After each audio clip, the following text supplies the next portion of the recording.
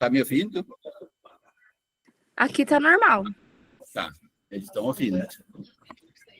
Tá tudo...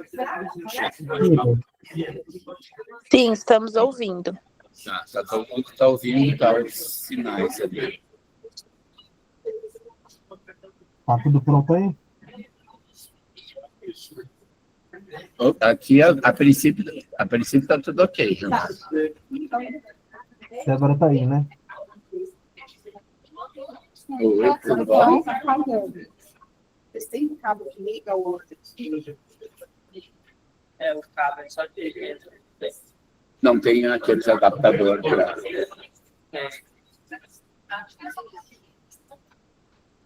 E a rede é essa acadêmica aqui. Sabe? Aprender é realmente mais fraco. A gente já fica nesse processo. Aí o outro que passa da cadeia. Está pegando. Agora tá. A princípio tá. Né? Eles estão me ouvindo e tudo. Mas qualquer coisa, dá para você se conectar no computador de lá. Mas não tem Mas é o tipo de conexão. Tá. Por isso que eu falei desse adaptador, se você tinha aí, daqueles para USB ou para HDMI. Eu tinha o notebook anterior, meu tinha o cabo. Esse mesmo. Agora os novos nem tem. Tem Nem mais USB. Bom, a gente pode tentar, eles estão me ouvindo. Sim. A única coisa que antes eu estava falando e daí caiu a conexão. Acho que deixar a porta aberta. Porque o roteador não fica nesse bloco. Acho que tinha que agora que eu fiquei de cor. Vamos começar, então. Pessoal, boa noite. Vamos. Obrigada pela presença de vocês. O Gerson, pela Liga, ele vai fazer uma abertura no link, porque está assistindo de casa, para outras salas. Ele só vai dar uma fala.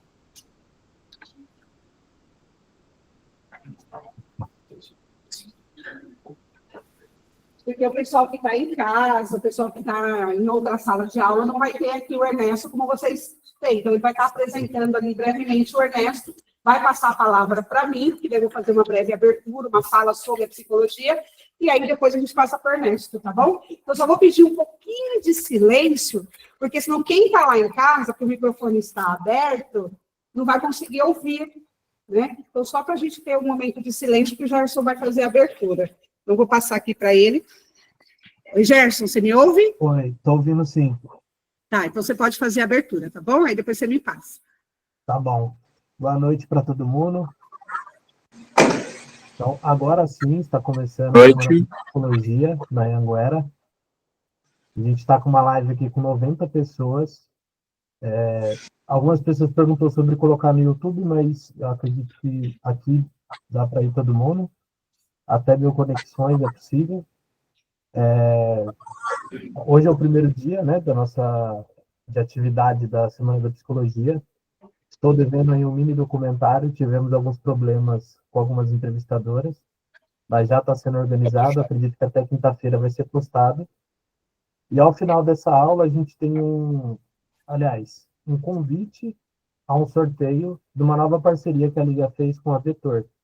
Então, todo mundo que conseguir segurar aí até o final, a gente vai compartilhar um link para confirmar a presença de todo mundo e automaticamente participar desse sorteio. Vou passar para a Débora, que vai fazer a abertura, e na sequência a gente vai ouvir aí a aula do professor Ernesto. Oi, pessoal que está em casa, boa noite. Espero que vocês estejam bem. Aos que estão presentes aqui também, quero agradecer a presença de todos, que tenhamos aí uma noite excelente, início da nossa semana de psicologia. Vou fazer uma leitura aqui, que é uma leitura que a gente, do Conselho, sempre faz, tá bom? Que eu acho que é para a gente, só para ter o entendimento da importância do nosso dia, tá bom? Então, amanhã, 27 de agosto, celebramos o Dia do Psicólogo, uma data para reconhecer e valorizar aqueles que se dedicam a compreender o ser humano em sua complexidade, promovendo saúde mental, escuta sensível e cuidado com o outro. Essa profissão tão essencial e transformadora teve seu exercício regulamentado no Brasil em 27 de agosto de 1962, com a promulgação da Lei 4.119. Desde então, a psicologia tem ganhado espaço, respeito e reconhecimento em diversas áreas da sociedade, da educação, da clínica à educação, das organizações à assistência social, da saúde pública à justiça. O psicólogo é o profissional que acolhe sem julgar, que escuta com empatia e atua com responsabilidade ética e técnica, contribuindo para uma sociedade mais consciente, justa e humana. A todos os psicólogos e futuros profissionais da área, nosso respeito, admiração e gratidão. Desejo a todos vocês, futuros, um excelente dia do psicólogo. Então, vamos iniciar agora com o professor Ernesto. Bom, boa noite, né? Boa noite aos que estão aqui, os que estão via internet. A ideia aqui, né, o Gerson falou de uma aula, a ideia aqui não é uma aula, né, a ideia aqui é uma palestra, né, não trouxe slides, é uma conversa, né, que a gente vai ter, e no sentido de poder, né, a gente pensar o nosso fazer, né, o nosso fazer enquanto psicólogo, especialmente com relação à psicologia social, né, então... Tem alguns alunos que, principalmente a turma de hoje, né, está estudando psicologia social, talvez vão ouvir algumas coisas que já ouviram, mas nunca é demais, né, a gente se aprofundar em determinados temas, né, é sempre bom a gente ter uma possibilidade de trocar, né, ou seja, então é nesse sentido que é uma palestra, não é uma aula. Eu vou falar e depois a gente vai abrir para vocês, de alguma forma, tirarem dúvidas ou questionamentos, né? Então, é uma coisa, é um bate-papo bem tranquilo, não temos aqui a ideia de querer dar uma aula, ainda que, né, é um tema que é importante para todos os psicólogos, né? Porque fala justamente dessa questão da relação indivíduo e sociedade, que é fundamental, né, para nós enquanto psicólogos, seja como psicólogo social ou seja como psicólogo clínico, porque na clínica a gente não pode fazer uma clínica que eu diria ascética, né, ou seja, uma clínica que não esteja inserida nas questões sociais nossas, né, porque esses temas aparecem, né, de qualquer forma, na clínica, que a gente diria clínica individual, né? Ou seja, aqueles que já foram meus alunos em psicologia social, a gente sabe que, né, essa diferença que a gente faz entre clínicas social e a clínica individual, ou a psicologia social, a psicologia individual, ela perde muito do sentido quando a gente entra a fundo, né, na própria constituição do sujeito, né? Por quê? A gente se constitui através do outro. Se a gente se constitui através do outro, a gente não é único exclusivamente, né? Somos nós permeados pelo outro, né? Isso é importante a gente ter essa clareza, né, dessa distinção, que é uma distinção que ela não se sustenta quando a gente tem um pouco mais de conhecimento dentro da psicologia como um todo, né? Então, assim, eu vou começar, isso foi só uma introdução, eu vou começar pelo título, né, da nossa semana, que é Histórias, Percurso e Psicologia que Construímos, né? Esse título, quando eu li o título, me veio justamente a questão de passado, presente e futuro, né? Histórias, né, quando a gente olha para o passado, o percurso é o que a gente está, né, fazendo, vocês como estudantes, eu como psicólogo, né, e os professores como psicólogos, e a psicologia que construímos, que a gente está pensando a psicologia do futuro, né?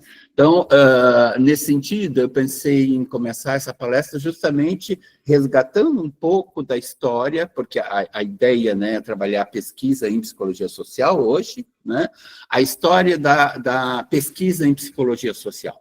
Para a gente falar nisso, né, a gente invariavelmente tem que pensar um pouco, né, como se fazia pesquisa inicialmente em psicologia social, né? Então, Quem já foi meu aluno de social aqui? Tem os que estão sendo agora, né? Mas quem já foi meu aluno em social? Tá, tem o Felipe, né? A turma do Felipe.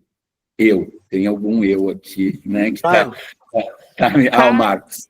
A Fábio. Tá, então tem bastante gente aí que já, então vai ter coisas que são familiares e tem coisas que não são tão familiares, né?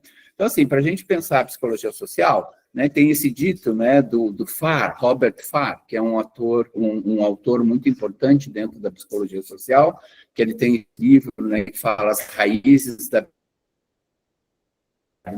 Né? Ele expressa claramente dizendo, né, que a psicologia social ela nasce na Europa e se fortalece nos Estados Unidos, ou seja, se institucionaliza nos Estados Unidos, e a gente pode pensar que ela se transforma novamente depois que vai para os Estados Unidos, quando a gente começa a pensar na psicologia social latino-americana.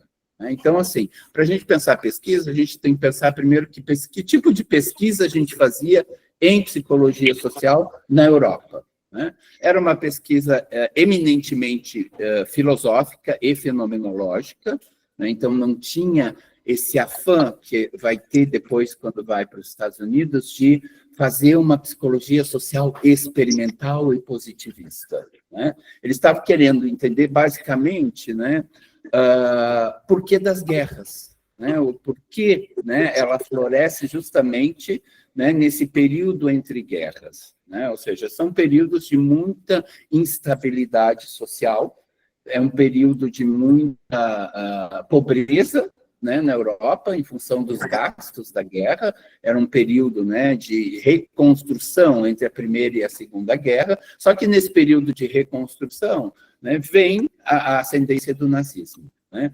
Quando o nazismo cresce, é que os psicólogos da época, né, e os filósofos, né, e os sociólogos começam a se perguntar, né, bom, a gente recém saiu de uma guerra, a gente está entrando na outra, né, no berço da civilização que é a Europa. Né? Ou seja, eles são bastante eurocêntricos, né? A gente sabe, né, o quanto a Europa, em termos de conhecimento, é a base, né, das grandes faculdades, elas nascem inicialmente na Europa, e eles se perguntavam como que um povo que tem aí um grau de educação, né, tem um grau de cultura tão elevado, né, se conecta com uma ideia, né, supremacista, né, da Alemanha, né? Ou seja, uma sociedade que eu até falei na aula há pouco tempo, né, que criou Bach, que criou Beethoven, né, Fritz Lang, né, ou seja, um lugar onde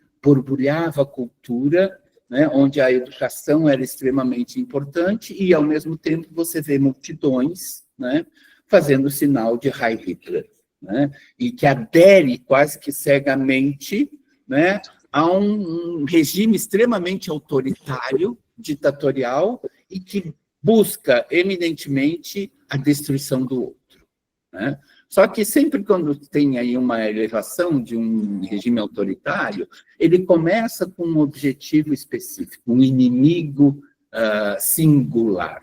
Né? Só que o afã, né, do poder, né, a possibilidade de ascensão e essa possibilidade de menosprezo com relação ao outro, não para só no seu inimigo inicial. Né? Isso é comum em todas as ditaduras, né? Em todos os regimes autoritários, você começa cerceando pequenas coisas, né? E quando você vê, você não tem liberdade nem de falar.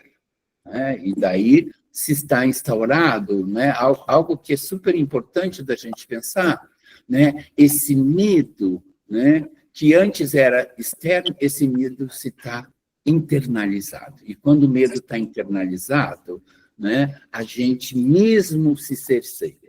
A gente não precisa mais do sensor externo, a gente começa a controlar os nossos comportamentos, controlar as nossas falas, e, nesse sentido, a gente perde aquilo que é essencial do ser humano, que é a nossa individualidade. A gente começa a agir conforme o meio ambiente, né, a sociedade nos coloca para agir.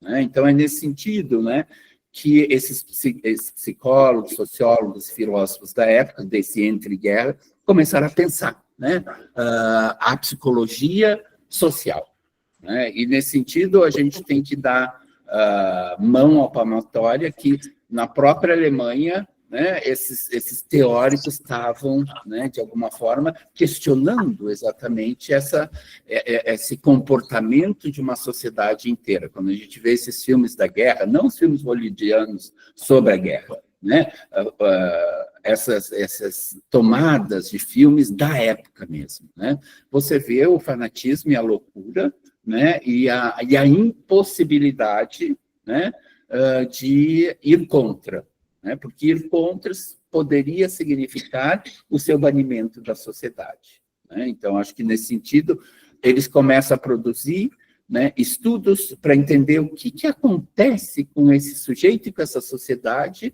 né, que, mesmo tendo tudo que tinha a Alemanha, apesar de estar passando por um problema econômico muito sério na época, né, adere de uma forma tão fanática. Então, assim, a questão é, por que um povo age irracionalmente, né, contra eles mesmos, né? Quando você coloca um líder autoritário, você pode ser, né, no primeiro momento, talvez não, né, mas você pode ser também alvo dessa posição ditatorial, né? Vamos ver aí o Trump, né? Ou seja, ele começa com os imigrantes, daí não são só mais os imigrantes indocumentados, são aqueles que têm o green card provisório, depois são aqueles que têm o green card permanente, né? Então, você vai expandindo, né, os alvos da sua atuação e da sua repressão. Então, é nesse sentido que esses teóricos começam a produzir textos psicossociais, né? E começa a fazer pesquisas, mas uma pesquisa muito mais voltada para a descrição e para o entendimento. Não tinha necessidade de provar nada, né? O que eles buscavam é fazer uma relação entre, né, indivíduo e sociedade, nesse sentido, entre psicologia e sociologia, que é daí que surge psicologia social, né?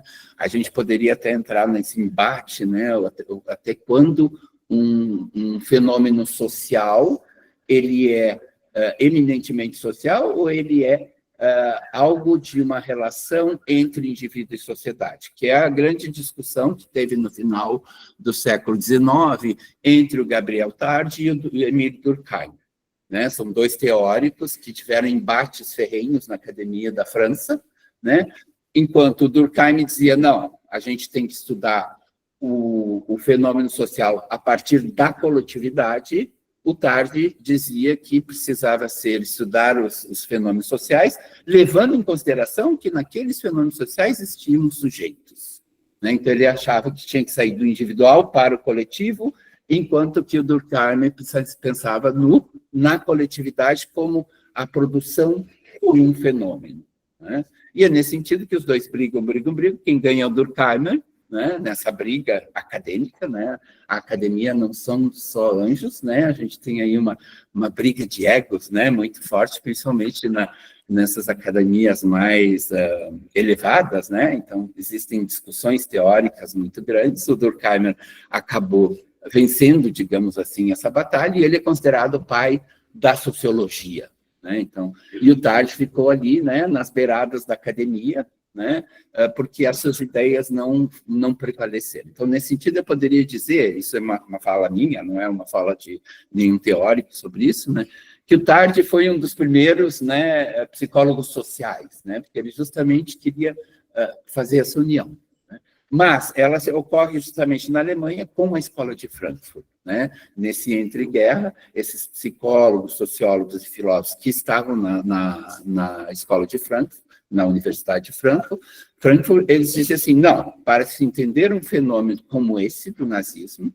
né, que coloca pessoas tendo atitudes irracionais, atitudes que podem levar à sua própria eliminação, e não tem nada de racional nisso, né, a gente precisa de unir a sociologia com a psicologia.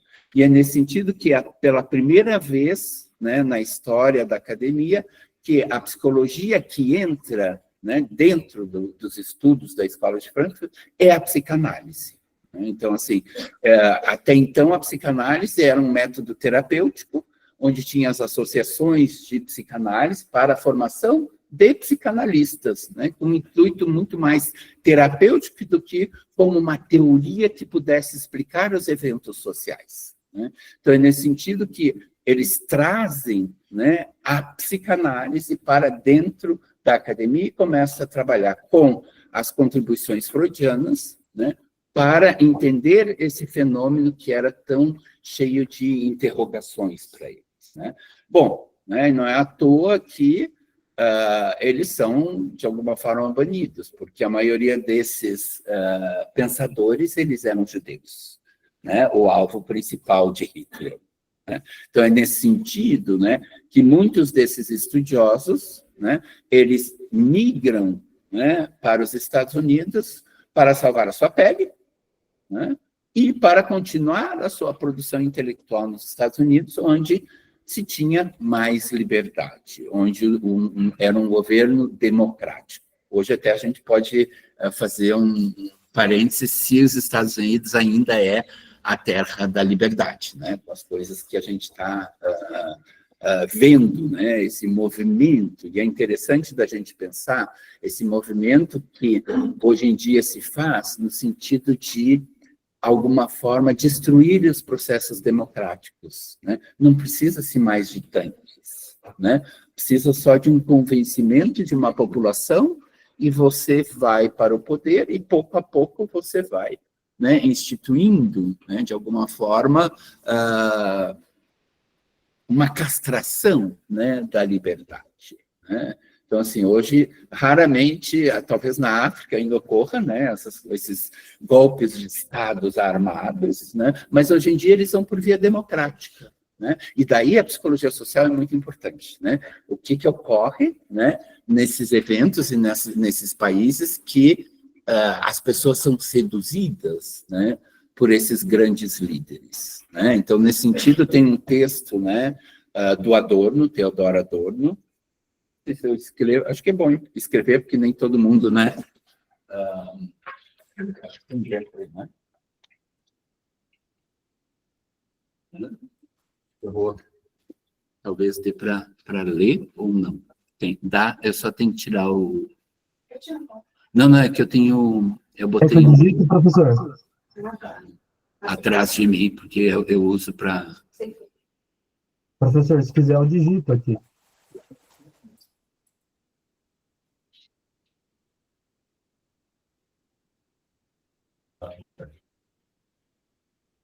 Né?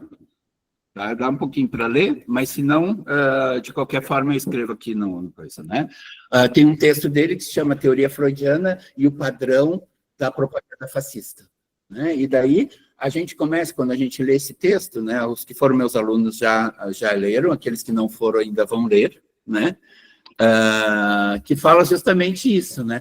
Esse poder de sedução que esses grandes oradores têm, né, no sentido de cativar, de seduzir, né?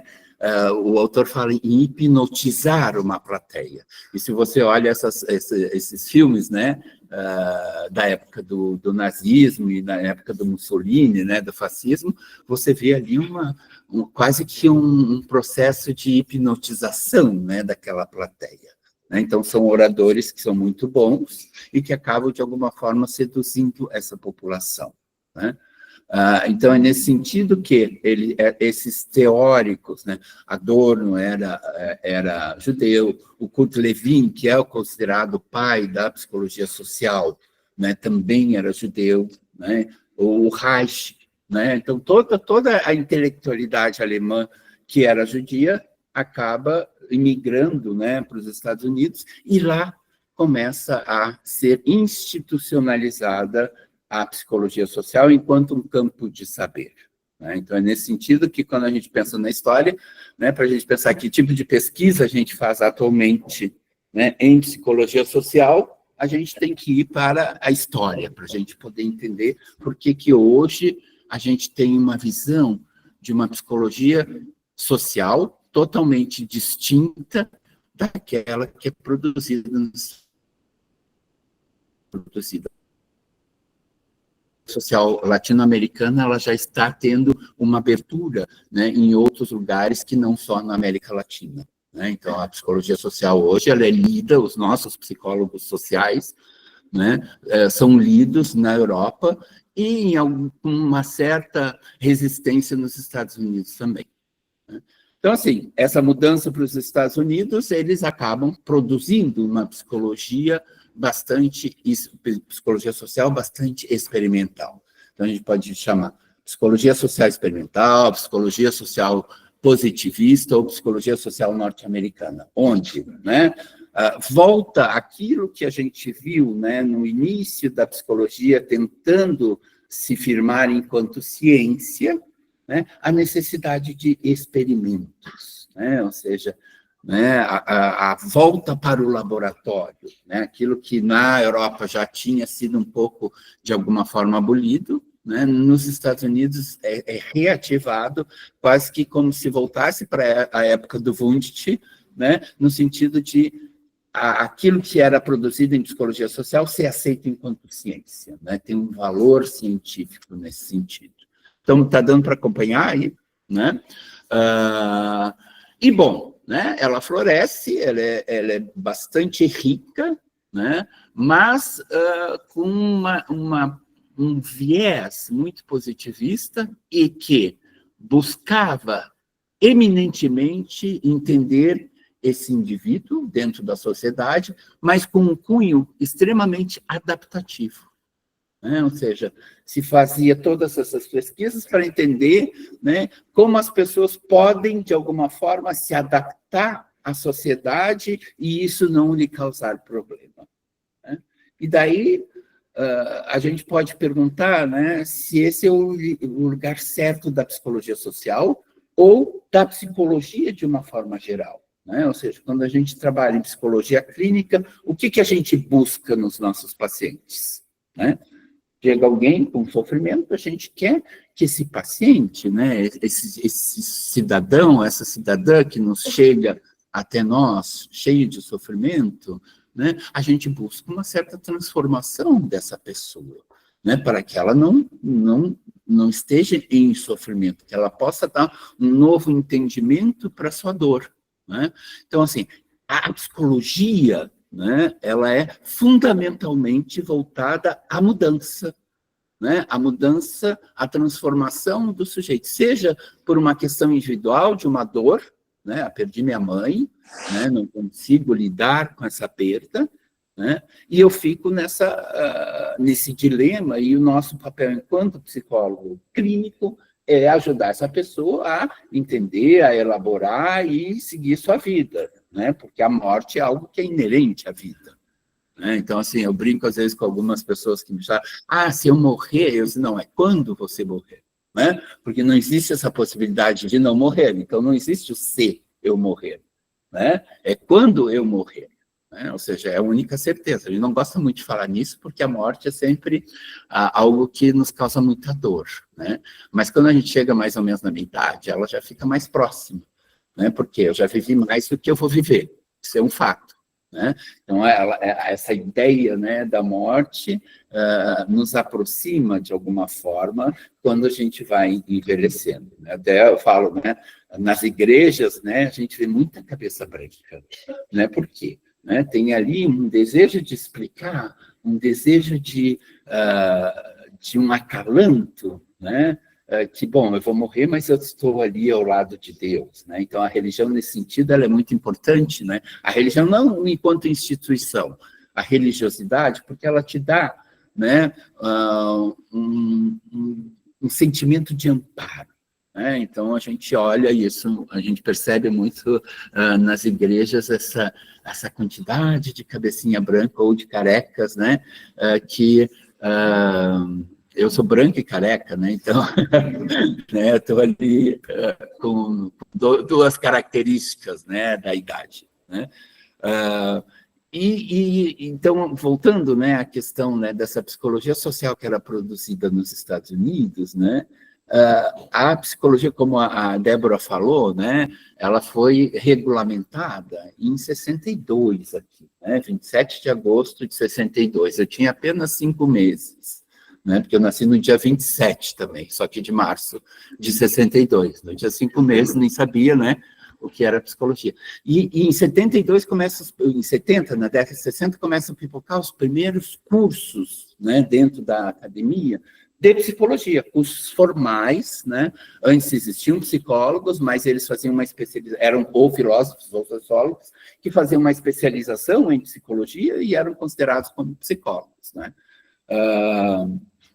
E a partir da década de 70 que ocorre a formação dos primeiros psicólogos, em plena ditadura, né? Em pleno regime ditatorial, e essas pessoas, essas cabeças pensantes dessas primeiras turmas começam a perguntar que tipo de psicologia social é essa, né, que, né, busca a adaptação do sujeito à sociedade. Bom, queremos criar, né, dentro do Brasil, um regime autoritário, né, queremos criar pessoas que são adaptadas a essa opressão, ou queremos pessoas que possam produzir um processo interno e externo, posteriormente, né, de uma mudança disso, né? Então, se você se adapta, você nunca vai sair, né, desse processo ditatorial, porque é exatamente isso que a gente vê na psicologia social, né?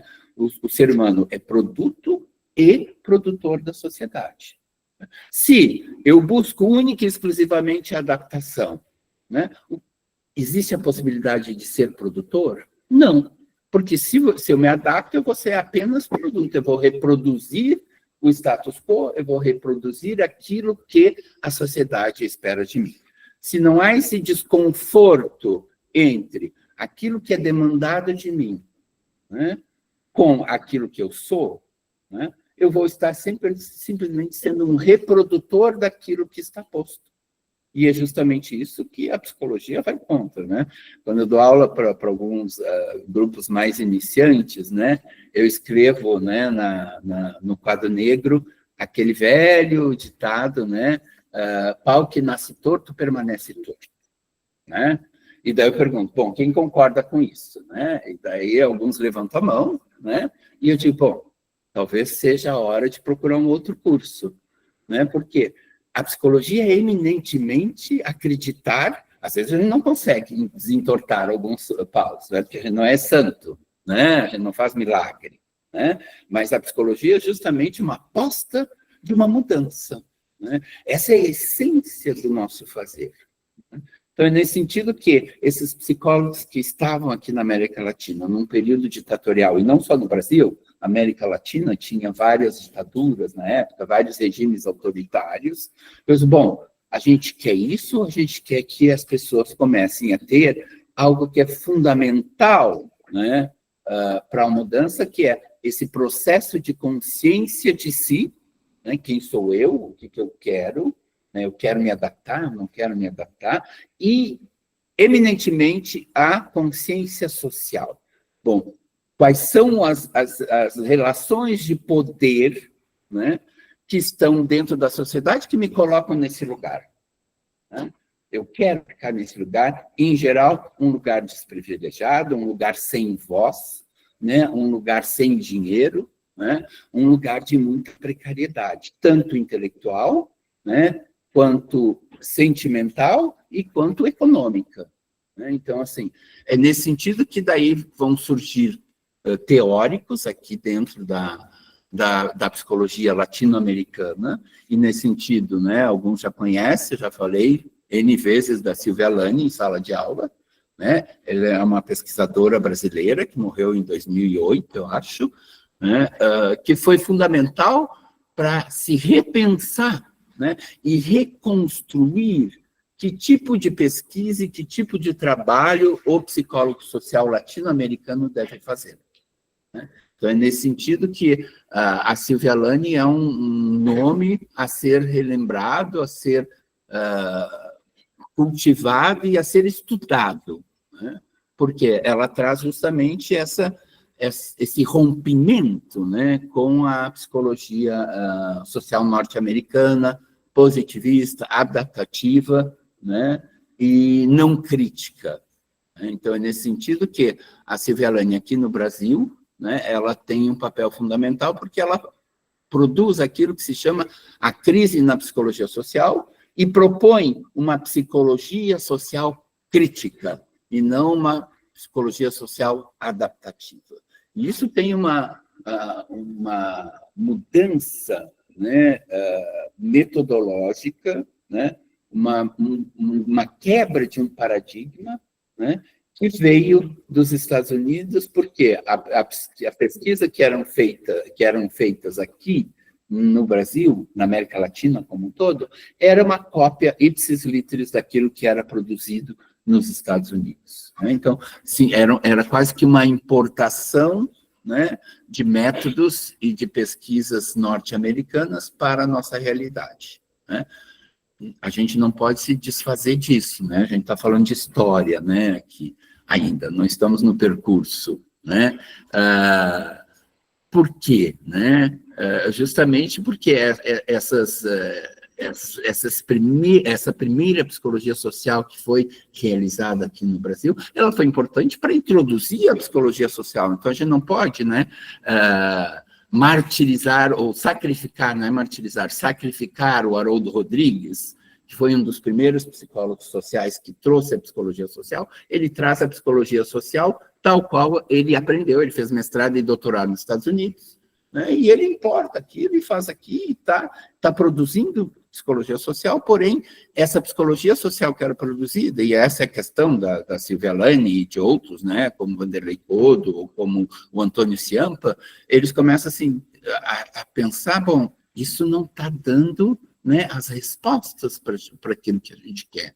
Eles não estão conseguindo, aquilo que era produzido aqui, né, não falava do nosso povo, né, não dava respostas para as nossas questões sociais. Né? Lembre-se, volto a reproduzir, que a gente estava num regime ditatorial, onde, né, a diferença, né, entre o pobre e o rico foi cada vez mais se acentuando, né, e esse buraco, né, que existe, né, se a gente faz uma psicologia social adaptativa, é só para manter o buraco.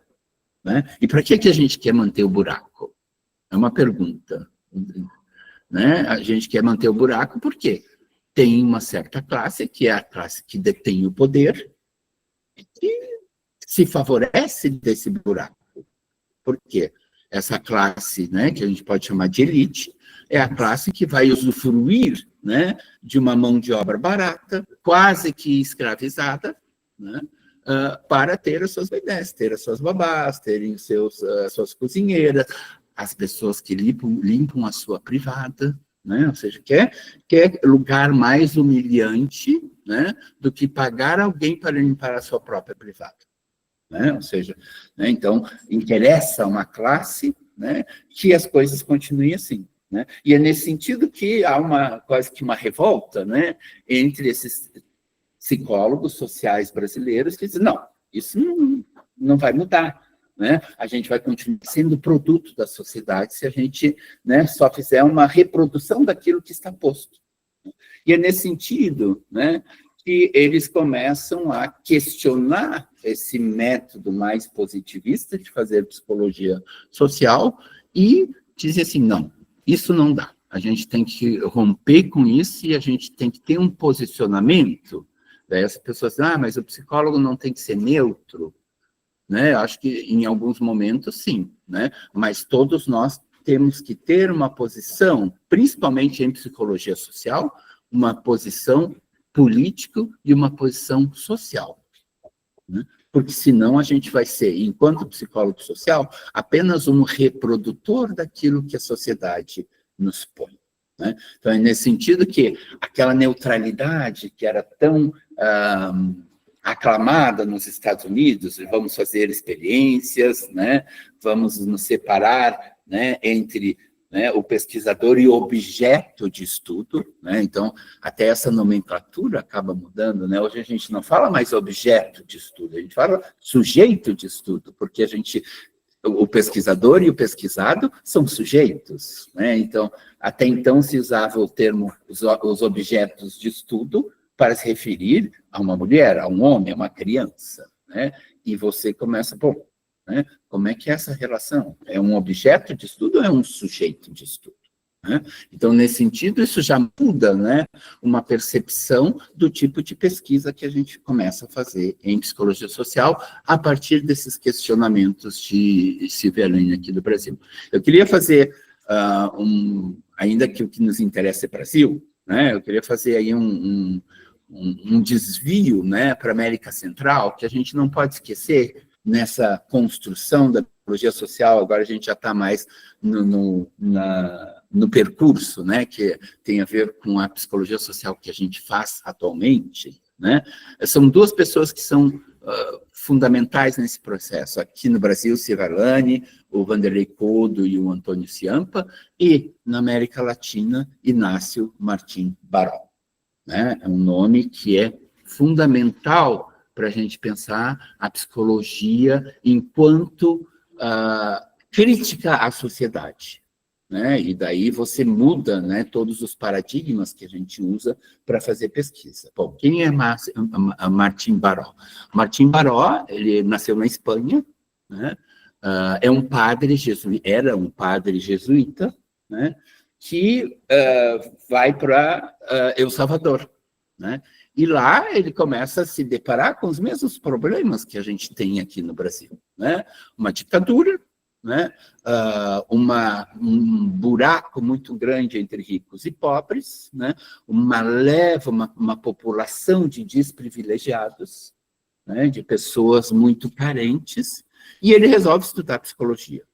Ele era teólogo, ele era filósofo, e daí ele resolve fazer o curso de psicologia, que ele termina, acho que em 75, mais ou menos. Ele se forma como psicólogo, faz mestrado e doutorado na Universidade de Chicago, né? E ele começa a pensar da mesma maneira que Silvia Elaine pensa, né? Ou seja, não dá para fazer uma psicologia social adaptativa. E ele cria uma teoria própria dele que chama psicologia da libertação, que tem os mesmos pressupostos, ou seja, que você tem que ter um posicionamento político, você tem que ter um posicionamento social, e você tem que entender, enquanto psicólogo, as relações de poder que ocorrem dentro da sociedade, né, para que você possa efetivamente produzir mudanças sociais. Né? Então, hoje, a gente está no percurso, né? Hoje, o que a gente pode dizer que é a psicologia social, né? Aquela que a gente faz aqui, e aquela que eu acho que encarna exatamente aquilo que é a psicologia, né? É uma psicologia que não é neutra, que ela tem um enfoque social e um posicionamento político para produzir mudanças, especialmente daqueles menos favorecidos, né? Então, quando a gente pensa em psicologia social, a gente está pensando nas classes desfavorecidas. E quando eu falo classes desfavorecidas, eu não falo só economicamente, né? Entram questões raciais, entram questões de gênero, né? Tudo aquilo que é, né, pessoas que não têm garantido seus direitos, né, são pessoas desfavorecidas nesse sentido. Então, ele tem, eu copiei aqui quando eu estava preparando, né, essa palestra, tem uma frase dele que eu acho que é bem legal e que eu vou trazer assim. Ele escreveu isso em 1980, né? Ser um bom psicólogo é desvincular sua atuação profissional das estruturas do poder, né? Ou seja, você tem que perceber primeiro as estruturas do poder e questionar, porque daí você tem essa capacidade de se desvincular delas, né? E prever, não no laboratório, né? Então, aqui tem uma crítica direta, né, àquilo que é feito nos Estados Unidos, né? Mas na realidade, né? Prever o quê? Os acontecimentos e os problemas emergentes na construção de uma nova sociedade. Então, assim, acho que aqui tem a essência tanto do trabalho da Silvia Elaine quanto do trabalho do Martim Baró, no sentido de que, né, o nosso fazer, né, ele vai muito além, né, de um simples escutar, né? O nosso fazer é uma possibilidade de fazer com que o outro tenha consciência de si, consciência da sociedade, e assim possa produzir uma nova sociedade. Infelizmente, né, as mudanças sociais, elas ocorrem muito mais lentamente, né? Então, a primeira mudança ocorre internamente, né? Então, vamos pensar o movimento feminista, o movimento negro, né, o movimento LGBTQIA+, né? São esses descontentamentos entre aquilo que eu sou e aquilo que a sociedade espera de mim, né? E é nesse descontentamento que a gente pode criar, né, produtores de uma nova sociedade, produtores de uma nova ordem social, né? Então, assim, às vezes as pessoas que lutaram não conseguem ver o resultado da sua luta, né? Infelizmente, né? Mas, né, precisa uma luta, né? E essa luta individual, ela não leva a nada, nesse sentido que o meu descontentamento reverbera no descontentamento dela, reverbera no descontentamento dele, e nisso a gente vai formando um grupo, né, que demanda mudanças sociais, né? E é isso que aconteceu com o voto feminino, é isso que aconteceu com o divórcio aqui no Brasil, né, que hoje em dia as mulheres podem viajar livremente, né? A minha mãe, na década de 60, tinha que pedir autorização para o pai dela, para o meu pai, né, para poder viajar, né? Ou seja, então é nesse sentido que, pouco a pouco, por quê? Né? Então começa a mulher a se perguntar, mas por quê? Né? Por que eu não posso estudar? Por que eu não posso estar num banco de uma universidade? Né? Antigamente era só homem que chegavam na universidade, né? Então, vocês já devem ter visto, né, o filme da Nisa da Silveira, né? Ou seja, ela era uma psicóloga, uma psiquiatra no mundo masculino, né? Então, assim, isso não faz muito tempo, né? Ou seja, o quanto que hoje em dia, né, as mulheres tomam isso como uma naturalização, né, que deve ser naturalizado, né? Mas teve mulheres que morreram por isso, né? Para que vocês hoje possam estar aqui sentados ouvindo essa minha palestra, né, e podendo opinar depois, né, da palestra, né, teve uma luta, teve pessoas que não se deram por satisfeitas em ser produto da sociedade, né? E foi a partir delas que hoje a gente tem uma nova sociedade que antigamente não existia. Então, é nesse sentido que o tema eu acho que é bem interessante, porque, né, a gente precisa do passado, não esquecer o passado, para que a gente possa entender o nosso presente e para, talvez, de alguma forma, chegar numa nova psicologia que queremos construir, né? Então, pegando nesse sentido. Então, assim, hoje, a psicologia que a gente faz, né, tanto no Brasil como na América Latina, e que hoje já é reconhecida mundialmente, é uma psicologia social crítica. E para que a gente entenda, né, essas relações de poder sociais, né, a gente precisa entender um pouquinho, né, do materialismo histórico dialético, entre parênteses, Marx, né? Ou seja, porque é ele que vai mostrando, né, essa relação de poder que te coloca nesse lugar desprivilegiado, né? Que você produz o Nike, mas não pode usar. Que você produz o iPhone, mas não pode usar. Que você trabalha num restaurante chique, mas não pode ir lá comer daquela comida, né? Então, isso são regras sociais, né, que favorecem a elite, né?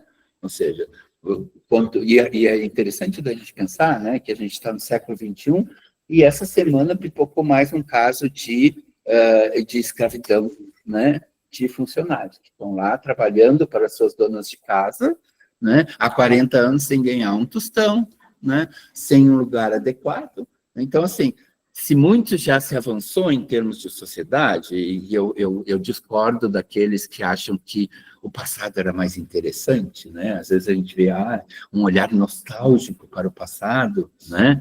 Eu acho, assim, uma loucura isso, né? Ou seja, não era melhor, né? Pode até ter coisas mais bucólicas, mais românticas, né? Mas em termos da praticidade da vida, era uma vida muito mais dura, né? Ou seja, quando a gente ouve, não, na década de 60 era melhor, era tudo mais organizado. Por que era organizado? Porque era organizado à mão de ferro, né? E daí fica realmente, né? Vamos pensar assim, quando a gente olha para as nossas casas, né, para as nossas famílias, né, aquelas famílias que são todas certinhas, né, tem ali uma mão autoritária, em geral, né? Não estou dizendo assim, a gente não pode generalizar, né?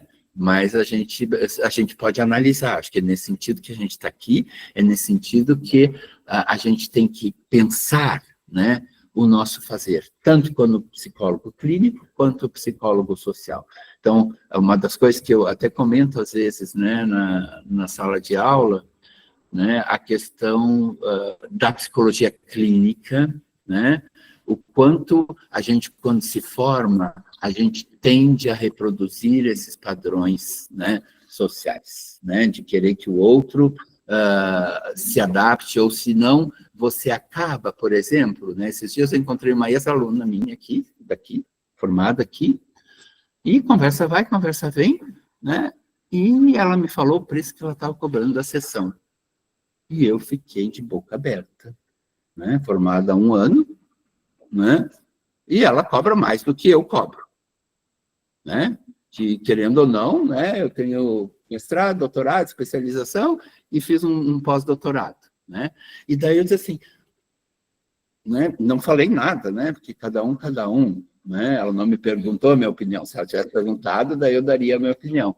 Aí eu fiquei pensando, pô, tem aí um deslocar da sociedade, é uma clínica que é no sentido de só reproduzir a psicologia enquanto um lugar, né, de elite, né? Ou seja, um lugar onde quem pode curar das suas doenças mentais é uma elite que pode pagar, né? E daí eu fico pensando, bom, né, o que ela cobra era quase 4/5 do salário mínimo para uma sessão, né? Ou seja, não, era 1/5 do salário mínimo. Eu disse assim, olha, né? Porque a gente pensa que o tratamento é diferente de um dentista, você lá, você cura o seu canal e você vai embora, né? Um processo terapêutico é um processo, às vezes, de meses, né? Às vezes de anos, né? E daí você cobrar por mês 4/5 do salário mínimo, né? Eu acho que é justamente não ter essa noção que é fundamental de em que país a gente vive, quais são as condições. E daí a gente vê o quanto a gente tende, né, a replicar, né, essas relações de poder, né? Então, assim, a psicologia, né, acho que a gente estuda, não é para ser de graça, eu acho que a gente tem que ser recompensado, né, pelo nosso trabalho, pelo nosso estudo, pelo nosso entendimento do psiquismo humano, né?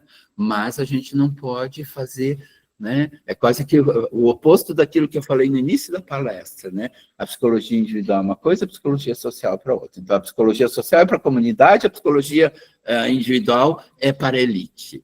É bom, né? Pobre sofre às vezes muito mais, né? Aquela mãe que acorda às 4 horas da manhã para estar no trabalho às 7, sai às 5, chega às 9 em casa, né? E vê seu filho chorando porque não tem comida, né? Então, assim, imagina o sofrimento, né, psíquico dessa mulher, e daí não pode pagar R$250 por uma consulta, né, para ficar lá 50 minutos conversando. Então, é nesse sentido, né, que se a gente pensar, né, e daí eu entro no futuro, né, que psicologia queremos construir, é uma psicologia, né, mais humanizada, é uma psicologia que não se desloque, né, da nossa sociedade. Porque quando a gente faz esse processo de deslocamento entre aquilo que eu faço do local onde eu vivo, né, você está simplesmente reproduzindo, né, esse estigma de que a psicoterapia é só para rico,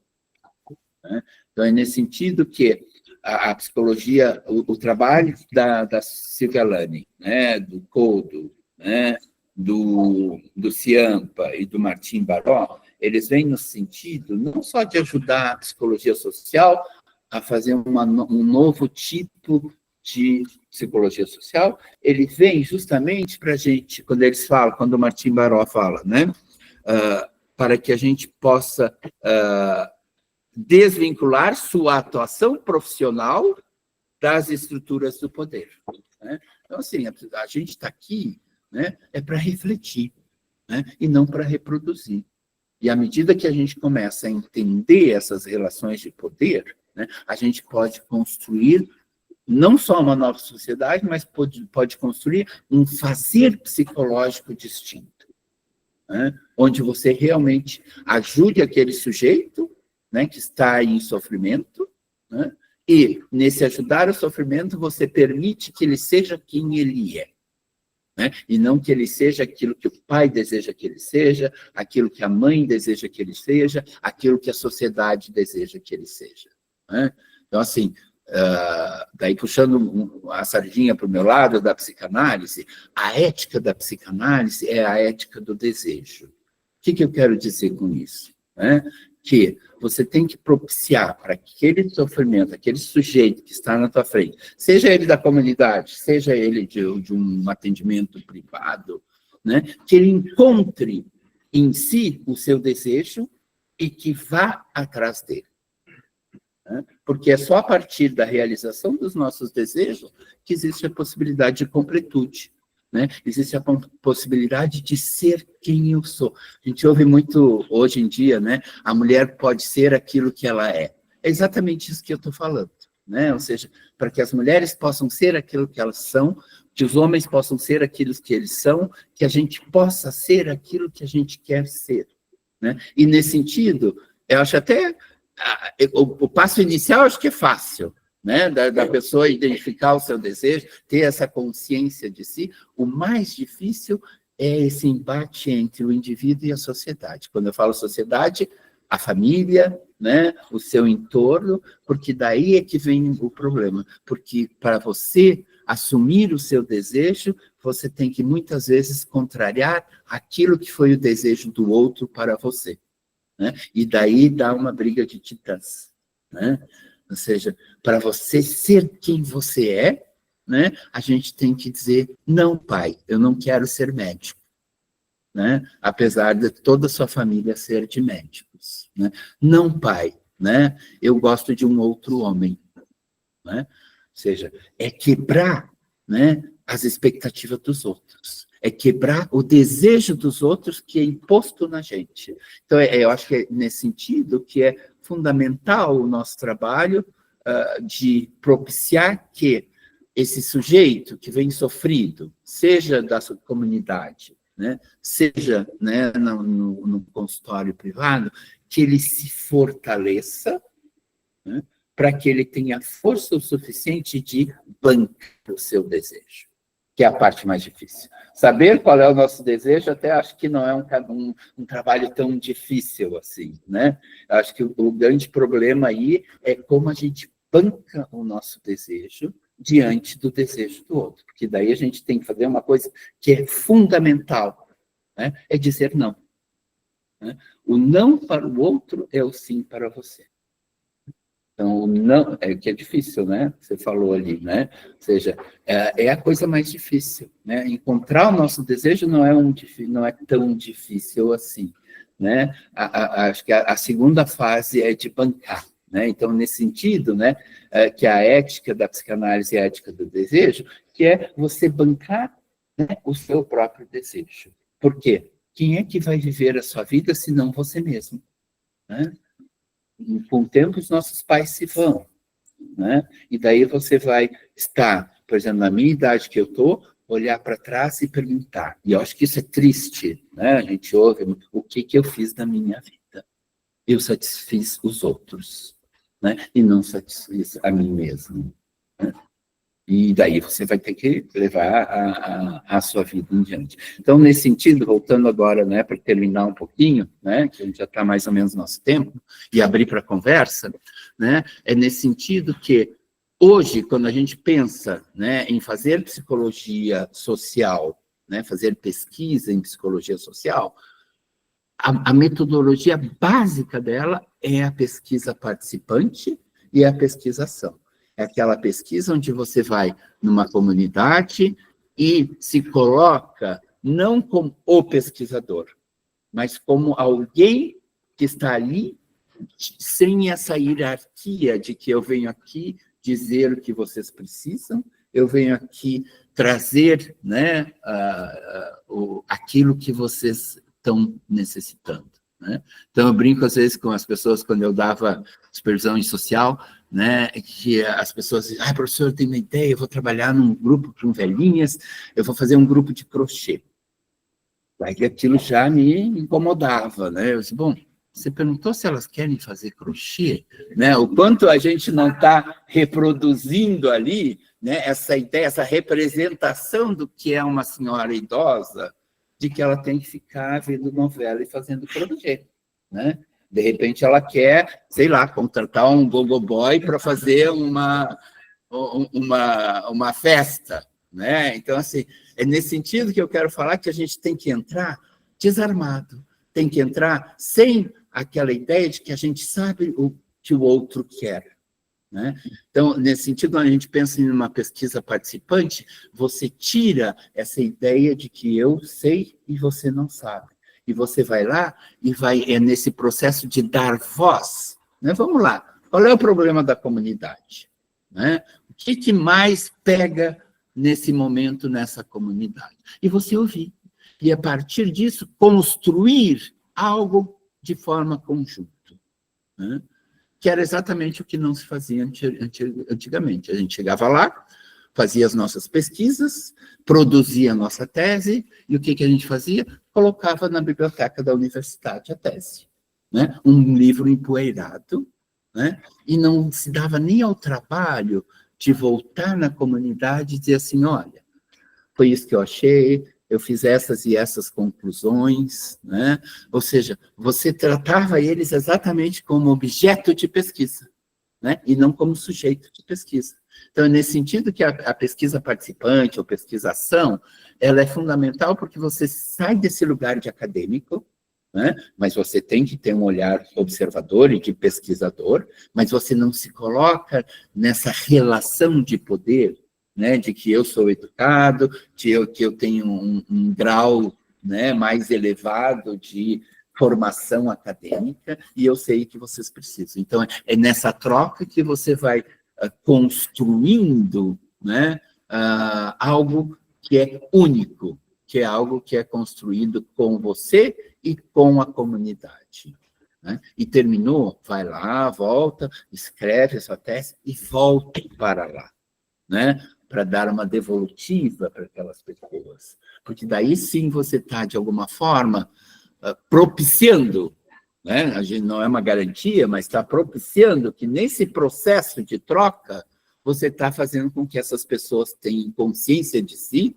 e possam também ter esse processo de consciência das relações de poder que a sociedade te coloca. E é nesse sentido que, através da consciência de si, da consciência das relações de poder da sociedade, que a gente chama consciência social, né, é que você pode promover uma nova sociedade. Então, é nesse sentido que a gente vê pipocando em certas comunidades líderes comunitários, né, que vão trabalhar para que aquela comunidade possa, usando as palavras do Martim Baró, possam ser libertas. Libertas do quê? Do jugo dessas relações de poder que te colocam nesse lugar menor e que você não pode nem ousar a pensar a sair desse lugar, porque é esse lugar que cabe, né? A gente, às vezes, muito ouve de pessoas mais simples e menos privilegiadas, elas dizerem assim, e isso me dói muito,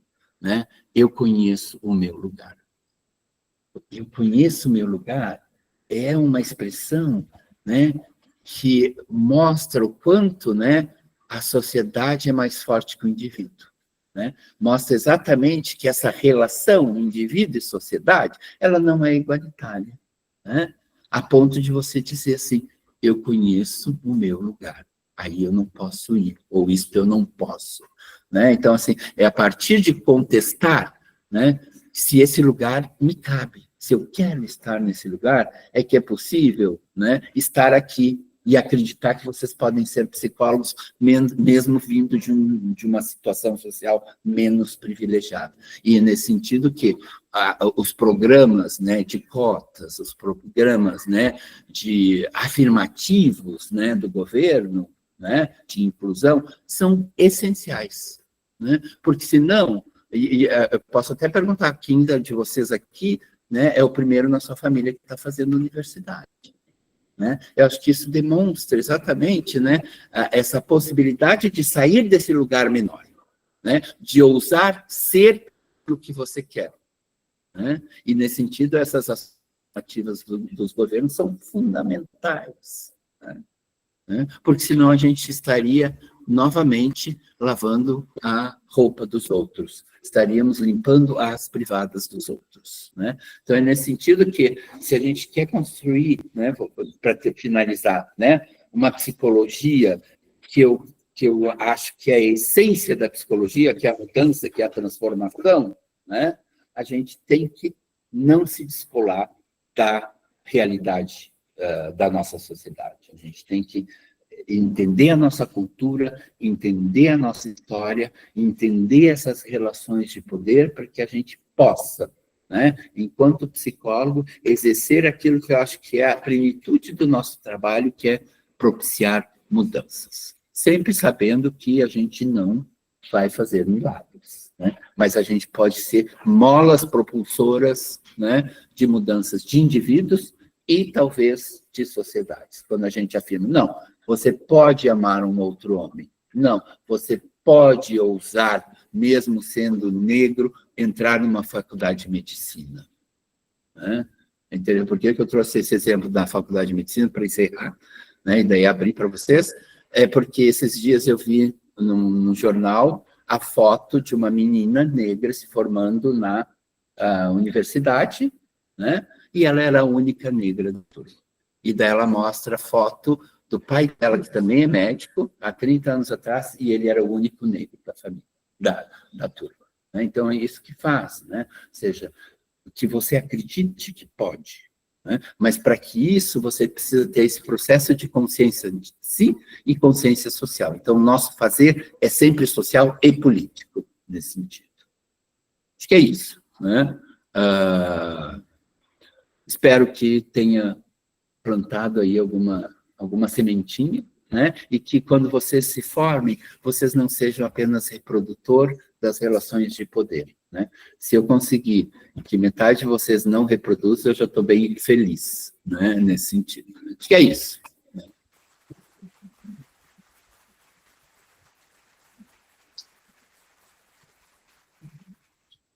Obrigado.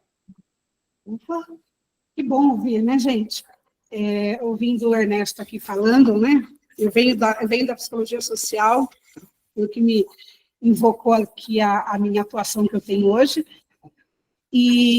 Mas, assim, é muito importante vocês terem pensamento, né? Eu fico ali na minha sala, fazendo ajuste de grade, ouvindo vocês falarem, tira, põe, coloca, faz, não faz, tal. Mas eu acho que o mais importante disso tudo, independente da disciplina, se coloca, se não coloca, se faz, se não faz, é vocês entenderem o propósito da psicologia, o seu papel na psicologia.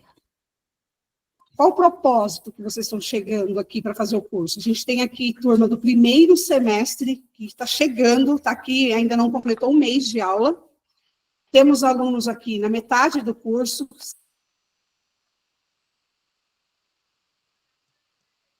sexto, sétimo, e talvez o aluno jamais vai fazer no final. E que vocês tenham uma percepção do seu papel social. Qual é o meu papel dentro da psicologia? Já é sabido que muitos de vocês vêm primeiro curar suas dores. Primeiro você vem pensar em você. Vou lá fazer psicologia para encontrar as respostas que eu não encontrei. Depois vem pensando no outro, talvez, no entanto. Mas o seu papel social é muito importante. A nossa psicologia, pelo que vocês acho que deu para perceber aqui, não é de acomodar, é de provocações, é de busca. Óbvio que é de escuta, mas muitas vezes de provocar, de tirar o indivíduo daquela situação de comodismo e falar, tem mais, tem além. E vocês, eu faço essa provocação com vocês. Qual é o seu propósito na psicologia? O que vocês estão vindo buscar? Já encontraram o seu propósito na psicologia? Né? Como bem disse o professor. A gente tem ali também um romantismo da clínica, óbvio, precisamos sim da clínica, precisamos sim, óbvio. Mas antes disso, antes de chegar à clínica, os processos e os papéis sociais. Qual é o seu papel social? O que você está desenvolvendo? O que você pretende no futuro? Então, também repensar isso. O Ernesto também, nessa história, entender esse processo histórico da psicologia. Para hoje, em pleno século XXI, 2025, esse cenário tecnológico, inteligência artificial, uma psicologia que iniciou lá atrás, em 62, no Brasil. Os processos de evolução, das lutas, para que se chegar na psicologia de hoje, perdemos muitas pessoas que lutaram muito lá atrás contra uma ditadura, e que até hoje a gente está aqui, criando voz, buscando, batalhando essa posição. A psicologia ainda ela tem muito que conquistar, porque ainda ela é vista ainda como elitista. Acabou de falar agora, pessoa que acabou de ser formada, cobrando um valor que talvez ela não tenha noção ali do seu papel social. Qual é o momento social que ela esteja ali, vivendo, enfim.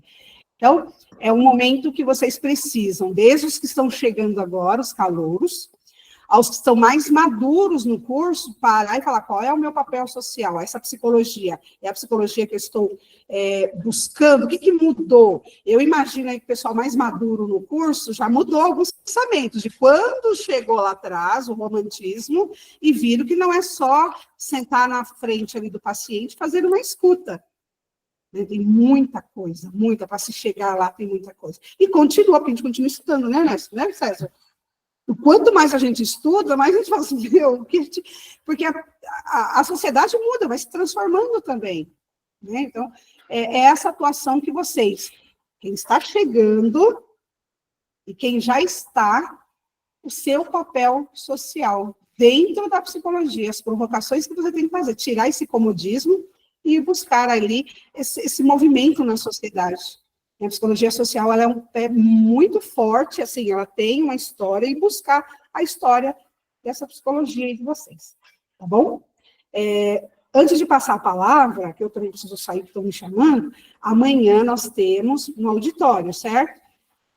Quem fez a inscrição, amanhã é com o Davi Ruivo, no Serieiro lá, muito importante que vocês, quem fez a inscrição, compareça. Quem fez a inscrição, compareça. Deixa eu ver aqui no canal. Porque senão a pessoa faz a inscrição, não comparece, sobra lugar, e quem queria participar fica sem o lugar. Então, amanhã tem de manhã e tem à noite. Caso não consigam estar, a gente está fazendo a transmissão também, tá bom? Mas quem fez a inscrição, vai lá e compareça. Quem não fez, faz, se tiver inscrição, se tiver vaga ainda, vai entrar. Então, quero agradecer vocês imensamente. Vamos abrir aqui para as perguntas, tanto no chat aqui, quanto vocês que estão aqui presentes, que queiram fazer pergunta aqui para o professor Ernesto. Bom? Obrigada, gente. Não muito difícil. Eu não quero fazer uma pergunta, eu quero agradecer. Já falo do professor Ernesto, foi uma fala incrível. Quando o professor estava trazendo, né, do adorno, que de adorno não tem nada, ele não é um simples adorno. Quando a gente estuda um pouco mais a teoria crítica, a gente já percebe uma série de apontamentos que nos demonstram, nos mostram os riscos da adaptação cega das pessoas, dos indivíduos, às estruturas sociais. Então, essa fala foi muito importante, tanto que eu repassei aqui para o Gerson, acredito que ele vai repassar para o pessoal que está online, o artigo, a teoria freudiana e o modelo fascista de propaganda, e também o artigo do Martim Baró, como a inspiração ética para a construção de uma perspectiva comunitária e popular da psicologia, foi o que o professor citou. E na leitura, naquilo que o professor trouxe, a psicologia social, ela não pode, em hipótese alguma, se limitar, então, a essa descrição simples de comportamento da sociedade, ou mesmo a mensuração de alguns traços de personalidade que é aquilo que normalmente a gente faz. Bem, o contrário, acaba sendo deve ser uma intervenção comprometida com a denúncia dos mecanismos da subjetividade. Eu acabei fazendo uma anotação, que eu gostaria de trazê-la aqui, ipsis literis. Eu trouxe o seguinte, né, nesse sentido, existe um elo com a chamada psicologia da libertação, que é uma abordagem da psicologia que eu identifico, né, porque eu gosto da teologia da libertação, então quem é da área vai saber muito bem, sobretudo com todo o envolvimento aqui na América Latina, que também busca ultrapassar o individualismo para compreender como a opressão social e histórica atravessa a experiência psíquica. Ao mesmo tempo, a psicanálise apresentada pelo professor, quando pensada eticamente, inclusive até uma crítica, né, àquela psicanálise inicial, que era também uma psicanálise puramente clínica para a elite, hoje não é isso mais assim, ela deixa de ser apenas uma técnica de tratamento e se torna, então, uma espécie de via de emancipação subjetiva. Não se trata, então, de moldar ao ajustamento, que é um papel que muitos acreditam que ainda é da psicologia, né? Mas de abrir espaço para que ele se reconheça, para que ele se posicione frente às forças que o alienam. Nesse ponto, tanto a ética da psicanálise quanto a crítica adorniana, né, do nosso querido Adorniano, convergem. Ambas recusam a lógica de reduzir o sofrimento humano a uma questão de adaptação, apontando para a necessidade de transformação do sujeito e também da sociedade. Eu acredito que a fala do professor foi muito boa, muito propícia, sobretudo no momento atual, inclusive trazendo em voga aqui toda a questão dos Estados Unidos, né, recente hoje, e até mesmo do Brasil. Então, quero agradecer, professor, pelo comentário. Eu agradeço. Ok? Tá. Seu nome? André. André. A gente fala de psicologia social, eu entendo que o foco maior é na população carente. Porém, se a gente não trabalha com uma população, eu não sei se a pergunta é essa, mas está falando da pessoa mais pobre e da pessoa mais rica. Se a gente não trabalha na pessoa mais rica, que é que vai ter uma influência em outros, isso não muda. De que forma é feito esse trabalho, como mais... Eu acho que assim, né, vamos pensar assim, quem é elite, né? São as pessoas que têm aí acesso à educação. Então, assim, o resultado das nossas pesquisas, né, pode ser, né, que ele, de alguma forma, acorde a essa possibilidade, né? Mas, em geral, a gente não faz muito pesquisa com a classe alta, né? Eu acho assim, acho que aquilo que a gente produz, e a classe alta é aquela que vem para os bancos das universidades, né? Então, é nesse sentido, até tem essa coisa dizendo que, principalmente nas federais, né, são só comunistas, são só pessoal de esquerda, né? É porque lá se produz, né, um processo de reflexão, né? Então, é nesse sentido que quem pode mudar realmente as estruturas não é só a classe alta, né? Ou seja, quando a gente vê esses movimentos, né, sociais, né, movimento feminista, né, movimento negro, movimento LGBTQIA+, né, esses movimentos comunitários, né, de solicitação de mudanças, né, é a classe pobre que faz, né, os menos privilegiados, né, mas é justamente nesse embate que pode fazer mudanças, né, na classe mais, a detentora do poder, né.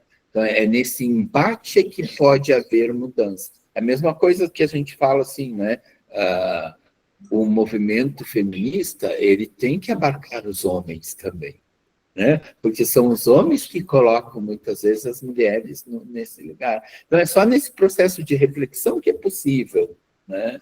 Nesse sentido, né? Que ele possa criar consciência de si, de que ele está num lugar privilegiado. E é interessante, né? Porque eles fazem, às vezes, a crítica é uma crítica superficial, né? Que quando a gente vê uma pessoa de elite, né?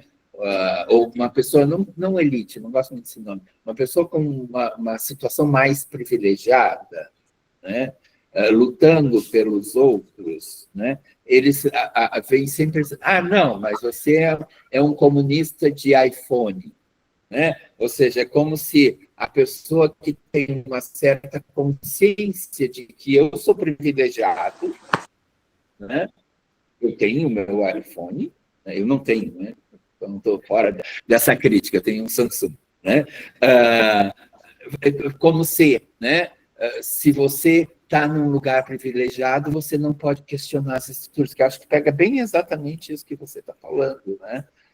Então, há uma crítica, né, da própria classe privilegiada de que, bom, como que você está falando isso? Está lutando, por exemplo, pelas pessoas, pelos criminosos, pelos direitos humanos, né? Se você tem um iPhone, como se fosse duas coisas distintas, né? Ou seja, não é porque eu tenho um iPhone, que eu tenho uma certa vida privilegiada, que eu não posso ter ciência, né, das relações sociais que fazem que pessoas menos privilegiadas também não possam ter um iPhone, né? Então a gente vê assim, né, há uma crítica às vezes que eu acho que é uma crítica muito leviana, né, de dizer assim, mas ele vai pegar esse dinheiro e vai comprar, a primeira coisa que ele vai fazer é comprar um Nike. Por que ele não pode ter um Nike? Né? Se eu posso, por que o outro não pode? Acho que é nisso, acho que a gente ainda precisa, né, uma sociedade mais igualitária, né? E isso só vem a partir de um processo reflexivo, principalmente se a gente pensa das pessoas que estão mais privilegiadas, terem ciência de que ele é privilegiado, né? E isso é um trabalho de formiguinha, né? Porque é só isso que a gente consegue mudar a estrutura da pirâmide social. É muito difícil, porque quem está lá não quer sair, né? E quem está aqui embaixo toma isso como um lugar naturalizado. Meu pai era carvoeiro, minha mãe era carvoeira, meu bisavô é carvoeiro, eu sou carvoeiro, né? Nem ousa a entrar no ensino fundamental, né? Vou lá, né, trabalhar no carvão desde pequenininho. A gente vê fotos, né, por exemplo, Sebastião Salgado, que é um fotógrafo de renome que faleceu agora, acho que foi esse ano, né? Ele mostra, né, essa vida desprivilegiada, essa vida bruta, né, de uma classe, né, justamente porque essa classe mais privilegiada não consegue perceber, e eu acho que daí também tem isso, eu acho que não é uma coisa maquiavélica, né, nesse sentido. Eu acho que é justamente por estar numa posição privilegiada que você nem se questiona sobre isso, né, e que faz com que você só reproduza, né? Se a gente fala assim, né, essa frase que eu falei, né, eu sei o meu lugar, né, do outro lado tem assim, você sabe com quem está falando?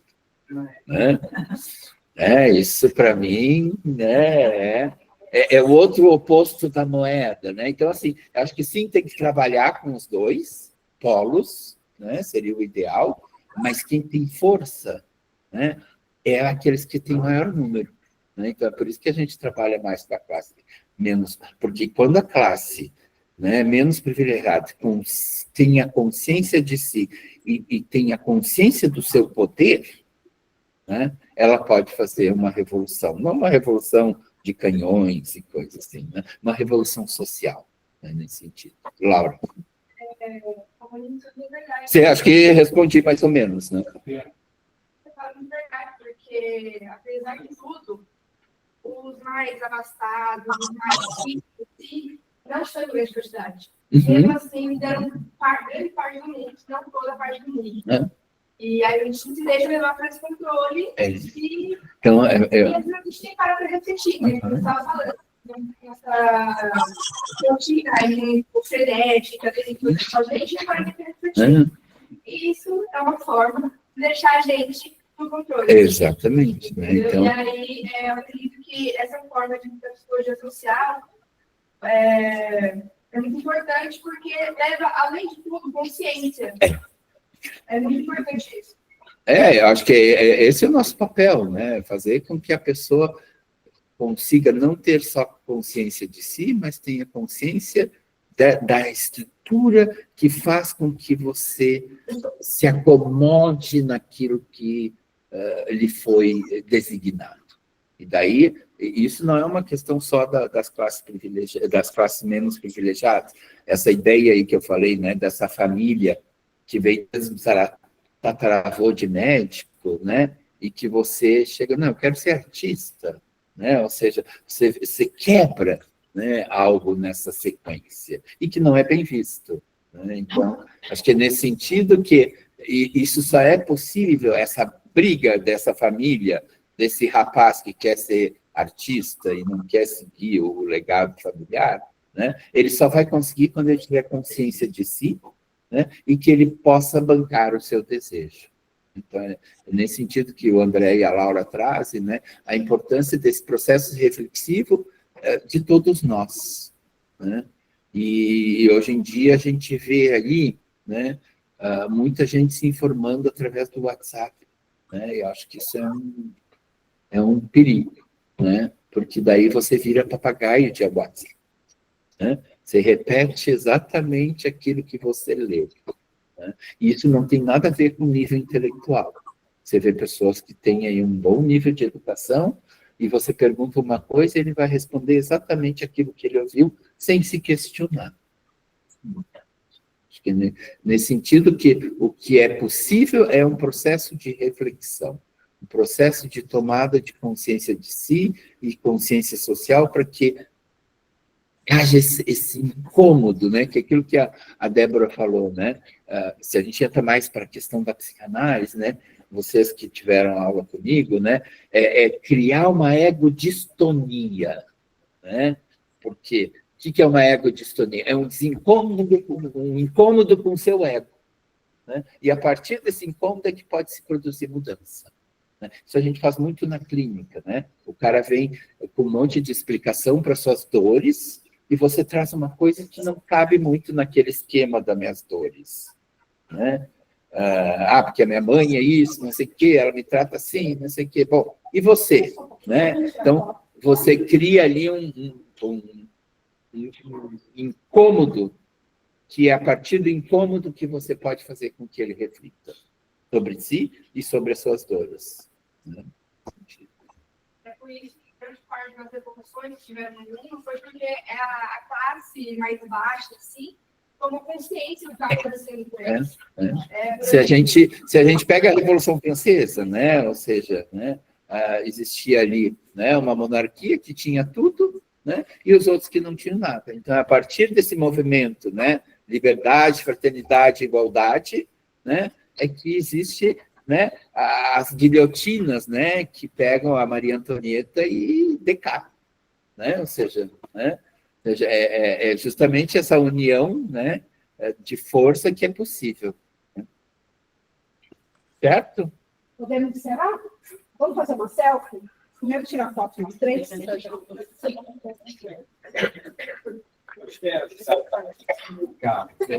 ficar ali? Quer ficar Não, ali? mas a Carol tira, né? Esse meio.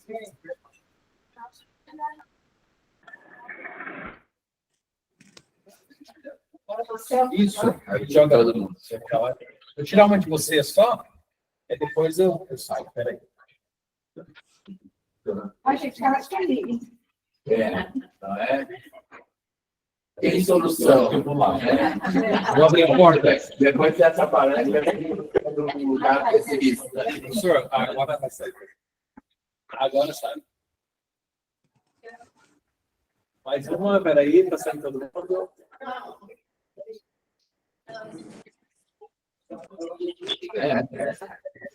Tá. Aí, já marquei presença. Pode falar para o Gerson.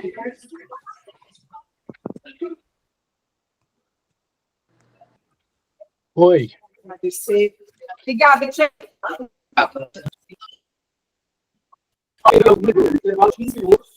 Quem teve aula, seria só a disciplina de diagnóstico, trabalho de Quem tem trabalho melhor.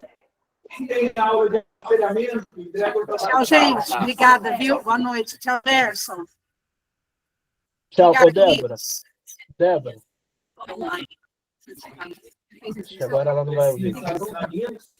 Eu vou mandar um link para a Débora mandar no grupo das salas, dos representantes, para mandar nas salas para poder preencher o forms, tá bom, galera? Gerson. Tchau, sair na foto do Gerson. Tchau. Calma aí. De nada, tchau. Então abre todo mundo a câmera aí, vamos tirar uma foto. Obrigado. Ei, César. César. Vem cá um minutinho. Tá Tirar certo. uma foto. Peraí, quem vai... O César vai vir aqui também, peraí. Olha só, Tchau. Aí. hoje aí tá bonita a coisa, hein? Tá entrando... É. Olha, tá entrando mais Calma aí que eu tô pondo todo mundo, espera aí. Eu? Ainda não. Calma aí, que eu tô pondo no computador para aparecer todo mundo. Não dá para ouvir.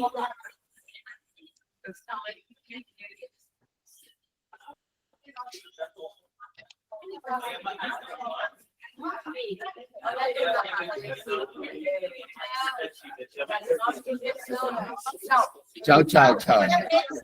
Obrigado. Peraí, Li. Só um minuto, deixa eu só tirar a Acho foto. que já tirou, né? Oi, Gerson. Foi.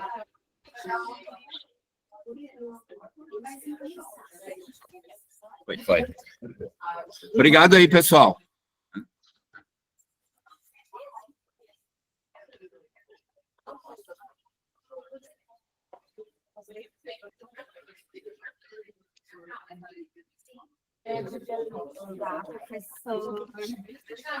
Foi bom? Foi maravilhoso.